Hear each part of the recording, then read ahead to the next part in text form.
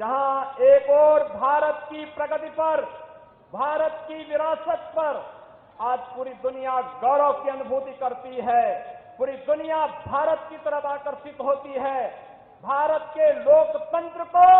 आज दुनिया अंगीकार करने के लिए लालायित दिखाई दे रही है। वहीं कुछ लोग हैं जो भाइयों बहनों, जो उत्तर प्रदेश में जब आते हैं तो उत्तर प्रदेश में भले ही उनकी कई पीढ़ियों को नेतृत्व दे दिया हो उत्तर प्रदेश ने, लेकिन उत्तर प्रदेश के बाहर जाएंगे तो उत्तर प्रदेश की निंदा करेंगे। देश के बाहर जाएंगे तो भारत के लोकतंत्र को कटघरे में खड़ा करेंगे। और जिन लोगों को 2004 और 2009 में ईवीएम के माध्यम से सरकार बनाने का अवसर प्राप्त हुआ था, आज जब वे लोग अपनी विश्वसनीयता खो चुके हैं तो वे आज ईवीएम को कटघरे में खड़ा करके संवैधानिक संस्थाओं को भी कटघरे में खड़ा करने का कुत्सित प्रयास करते हैं। भाइयों बहनों, ये वे लोग हैं जिन्हें भारत का विकास अच्छा नहीं लग रहा है, जिन्हें भारत दुनिया के सबसे बड़े लोकतंत्र के रूप में ही नहीं बल्कि भारत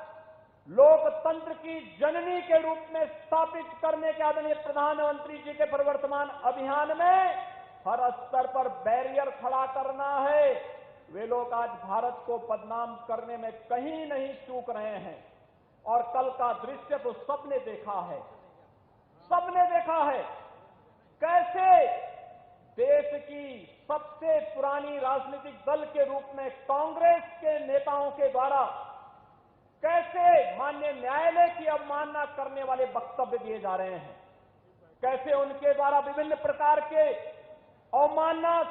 से युक्त वक्तव्य देकर के इस प्रकार की बातें की जा रही हैं जैसे कि वो देश की संवैधानिक संस्थाओं को ये लोग कटघरे में खड़ा करके अपना उल्लू सीधा करना चाहते हैं। इन लोगों ने कभी भी देश के विकास के बारे में नहीं सोचा। जब आवश्यकता पड़ी तो जाति के नाम पर, क्षेत्र के नाम पर, भाषा के नाम पर देश को अलग अलग खेमों में विभाजित करने और वादों के नाम पर विभाजित करने का प्रयास किया। जब इन्हें अवसर प्राप्त हुआ तो इन लोगों ने देश में अपने स्वार्थ के लिए नक्सलवाद और आतंकवाद को बढ़ावा दिया। और जब इन्हें अवसर प्राप्त हुआ तो इन्होंने विकास को भी खेमों में बांटने का कुत्सित प्रयास करके अपने कार्यकाल के अंदर भ्रष्टाचार के नए नए प्रतिमान स्थापित किए। लेकिन आज जब भारत विकास की एक नई आभा के साथ वैश्विक मंच पर पूरी तरह छाता हुआ दिखाई दे रहा है, तब इन्हें भारत का विकास अच्छा नहीं लग रहा है। तब ये लोग भारत को हर दिशा में बदनाम करके प्रगति में रोड़ा बनना चाहते हैं। और भाइयों बहनों, कल के दृश्य को पूरी दुनिया ने देखा है कैसे जब न्यायालय के द्वारा यह भी कहा गया, कांग्रेस के पूर्व अध्यक्ष और लोकसभा के एक सांसद श्री राहुल गांधी जी को कहा गया कि आप माफी मांगिए अपने वक्तव्य के लिए, तो उनके द्वारा कहा जाता कि नहीं, मैं माफी नहीं मांगूंगा। यानी एक पिछड़ी जाति के प्रति किस प्रकार के अनर्गल बयान देकर के